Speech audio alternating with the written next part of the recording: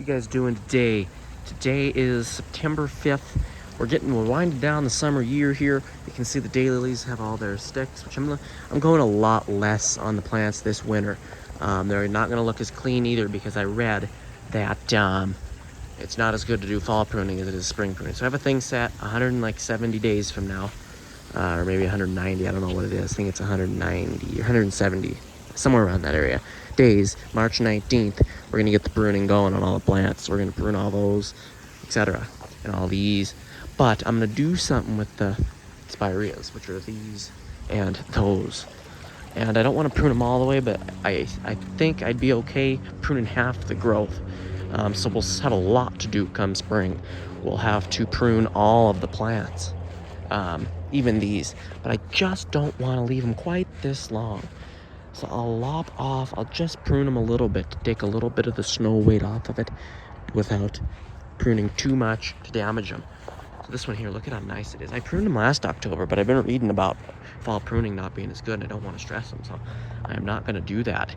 Fall pruning is just for stuff like the sedums, which I'll do, and the daylilies, which I'm going to leave. But these here, I'm going to do just a slight, cut about off half the growth off the limbs. And unlike last fall when I did the full growth, and we'll do the rest of the other bit come spring. And it depends, I might leave it and just see how the plant reacts with just half the growth cut.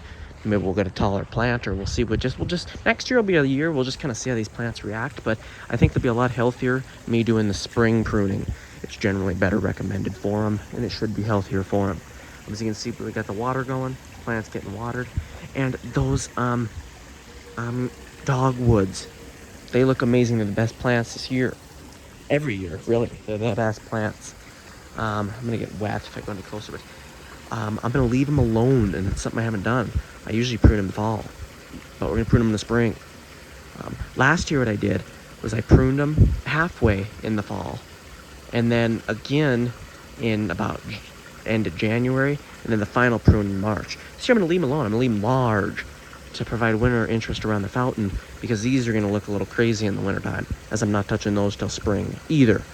As I think they need a rejuvenational prune, but I'm not going to do it until they get, like, this one here is quite stressed. I think I'm going to try a rejuvenational prune on it and see if that helps, because I did get quite large, and the limbs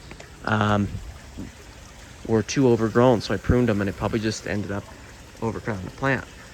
But these here are looking great. So if something happens to this, we're just going to plant the fountain on top of it so we can still admire these, because these aren't going anywhere in many, many years.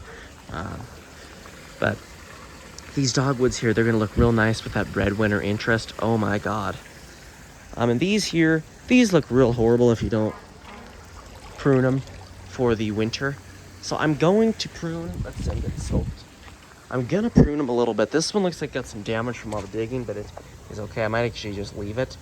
But these here, I'm gonna prune just a little bit to just take the tips and the heavy buds off, as you can see, as these do collect a lot of snow, so I want to get them off so these plants aren't weighed down. Just take the bloom stalks off the top and just leave the stems so it collects a lot less weight from the snow.